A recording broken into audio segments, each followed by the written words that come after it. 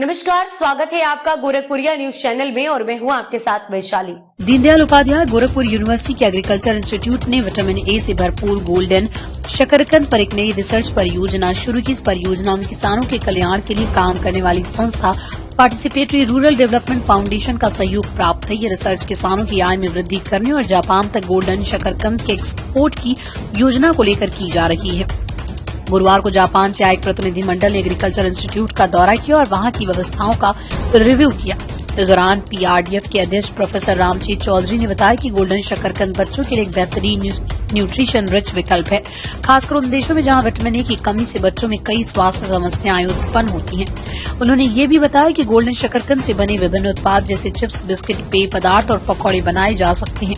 Professor Chaudhary ने बताया कि पीआरडीएफ के पास गोल्डन शकरकंद की 20 जर्म प्लाज्मा प्रिजर्व है, जिनका इस्तेमाल गोरखपुर, कुशीनगर और संत कबीरनगर के किसानों में इसकी खेती को बढ़ावा देने के लिए किया जाएगा। इस परियोजना के अंतर्गत न केवल गोल्डन शकरकंद की उपज से किसानों की आय में वृद्धि होगी, बल्कि शकरकंद के एक्सपोर्ट से जापान के बाजार तक भी इसकी पहुंच बनेगी।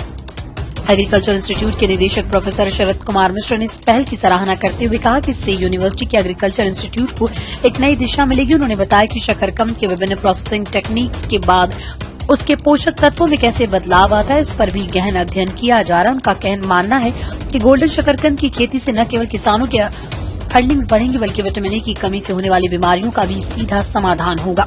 गुरुवार को सुजुकी जापान से आए प्रतिनिधिमंडल में शिजीनी, शिबुआ, तोकाशी, शिबुआ और त्याबासी गुची शामिल थे। उन्होंने एग्रीकल्चर इंस्टीट्यूट का दौरा किया और वहां के टीचर्स और स्टूडेंट्स के साथ इंटरैक्शन किया।